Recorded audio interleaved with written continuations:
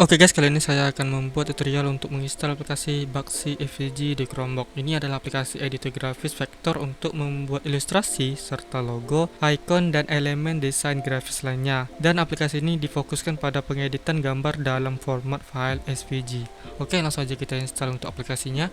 Dan di sini untuk scriptnya sudah saya sediakan di link komentar. Lalu kalian copy aja satu persatu scriptnya dan kalian pastekan di terminal Linux.